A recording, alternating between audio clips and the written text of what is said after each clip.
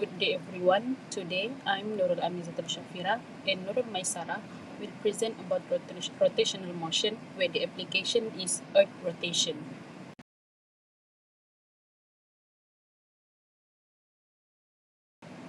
For the introduction, this is explained about Newton's first law, also known as law of inertia.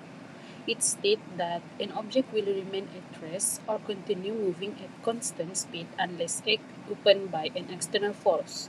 Inertia is the tendency of an object to resist change in its motion. In rotational motion, a rotating object will keep rotating at constant angular velocity if no external torque acts on. For example, the Earth continues rotating on its axis due to inertia. Next, for Newton's second law, which is law of acceleration. It is explained about an object is directly proportional to the applied force and inversely proportional to its mass. In rotational motion, where torque causes angular acceleration. In mathematical form, torque equal to moment of inertia multiplied by angular acceleration, where the application, which is a larger torque, is needed to change Earth's rotational speed due to its large moment of inertia. The last one, which is Newton's third law, which is law of action and reaction. For every action, there is an equal and opposite reaction. In rotational system, force always occur in pairs. For example, that related to Earth exert gravitational force on objects and object exert equal gravitational force on Earth. This interaction helps maintain stable rotational and orbital motion. Next, I will explain about what is rotational motion. So, rotational motion is the motion of an object that rotates about a fixed axis. In rotational motion, all points of the object move in circular path around the axis. The Earth undergoes rotational motion as it rotates on its own axis. So, the Earth completes one full rotational approximately every 24 hours. For the last one, Earth rotation causes the day and night cycle. Moving on to the physics of why our planet keeps moving. Earth's rotation is a primary example of Newton's first law. Inertia is the tendency of an object to resist changes in its motion.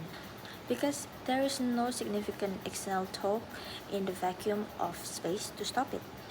Inertia keeps the Earth spinning once it has started.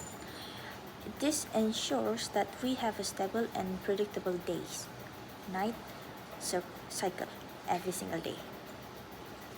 This rotation isn't just a physics concept, it dictates how our global society functions. First, day and night. These occur naturally as different parts of the Earth rotate to face the sun. Second, time zone. Because the Earth rotates at different longitudes, we have established time zone to coordinate global activity. Third, the Coriolis effect. The spin of the Earth influences wind directions and ocean currents. The fourth, navigation. Finally, the rotation must be accounted for in the navigation and travel of aircraft and ships to ensure they reach their destination accurately. So, how does this mechanism actually work? The Earth rotates around an imaginary axis that passes through the North and South poles. This axis is tilted slightly, but it allows the Earth to spin in a fixed direction continuously. We rotate from west to east, completing a full rotation in approximately 24 hours.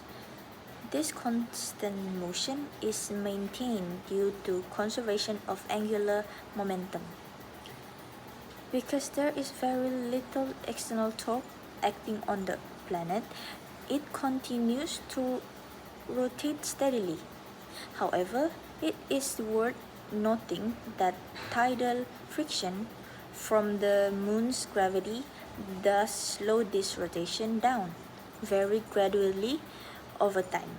To recap the mechanism we just discussed, the rotation occurs from west to east. The rotation is centered on the north and south poles. It is driven by the conservation of momentum. Lastly, it is subtle, slow by tidal forces. To conclude, Earth's rotation is a clear, real-world application of rotational motion in physics. Newton's first law provides the explanation for why our planet spins so steadily. This rotation is responsible for the essential systems that support life and geography, including the cycle of day and night, our global time zone, wind, wind and ocean current pattern, and lastly, even the slight equatorial bulging of the planet itself. So, understanding this principle help us better explain everything from global weather pattern to the physical geography of our world. Thank you.